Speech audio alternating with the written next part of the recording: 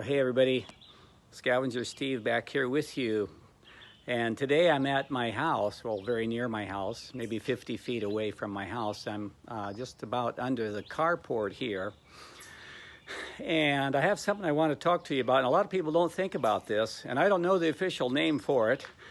I probably could have looked it up before I started this video, but oh, what the heck.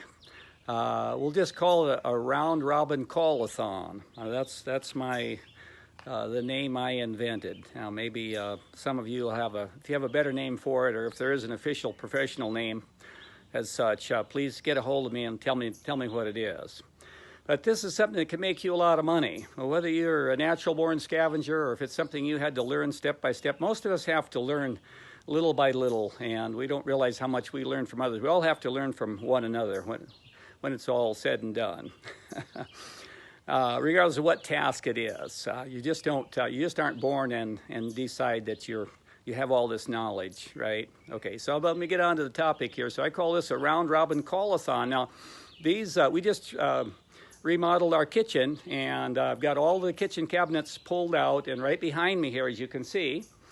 And I'm thinking I want to get rid of these quite quickly. Now, if I had a longer time frame, in this case I have a very short time frame, so I just ran an ad on Facebook, and I let them go for $600. But what I could have done, and this could apply to, and just hear me out on this, you could make money hand over fist and not even possess anything. In this case, I possess these. I'm the owner of these. Well, I was until yesterday.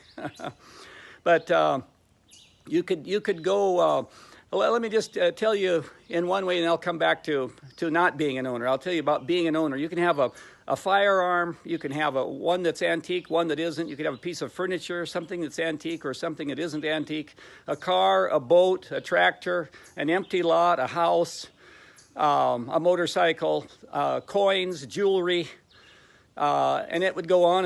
And you just run an ad and you say that you're collecting names and phone numbers of people that are interested. And you could establish an entry-level price, or you might not want to. And you get people calling to find out about it. And now, like in this case, the phone rang off the wall. And I could have not set a price on it, or I could have set an entry-level price. And then I could have said, for the next 72 hours, I'm collecting names and phone numbers. You can either bid on it now, or you don't have to bid a single penny, but I want you to leave your name and phone number. And in 72 hours from now, I'm going to do a call around.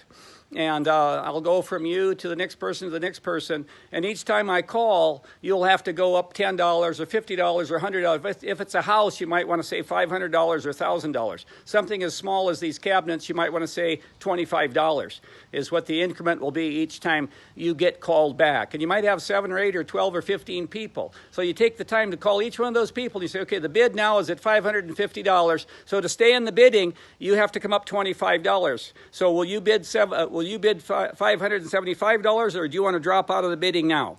And you give them just a moment to say they're going to stay in the bidding or they aren't. If they drop out, they're out. And then you go to the next person and you tell them the same thing. Okay, the last person bid $575 or whatever it is, and to stay in the bidding, you have to come up $25. You have to come up to $600. Are you in or are you out? And you don't even have to. I gave you examples of what you might possess now. And sometimes people, this is really a type of an auction.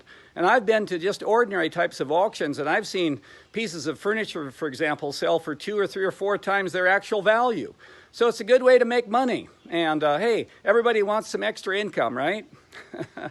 All right, and so things that you don't possess, you can go to Craigslist or look online. You can look in the newspapers. You can look on Facebook. And there's all kinds of people selling things. And a lot of them, they just want to dump them and get them behind them and get them out the door and not have to think about them. And maybe they'll let them go for 3 or 5 or 7 or 10 times less than their real value. So that's another thing. Learning the value of whatever it is you're trying to sell or resell. So I've given you examples of of 2 ways to go about it. You could you could be penniless. And you could make a ton of money in a heartbeat just by following this one simple little thing I call a round-robin call-a-thon or call-around or whatever you want to call it. All right, so that gives you something to think about. And Yeah, you use your head if you're renting an apartment, and there's lots of people calling, and there are very few available in your community. Do it the same way. You might be able to get $750 out of an apartment that should only go for maybe $650. Why limit yourself? That's one problem with our education system in this country and probably around the world. We're not taught how to really think about things. The teachers want to keep us in a little box, right? But a mind is a terrible thing to waste. I saw that on TV one time. I'll let you go with that. And I hope you enjoyed this. Hope I gave you an idea or two.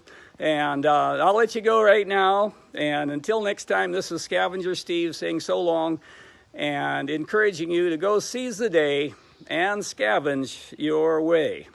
See you next time.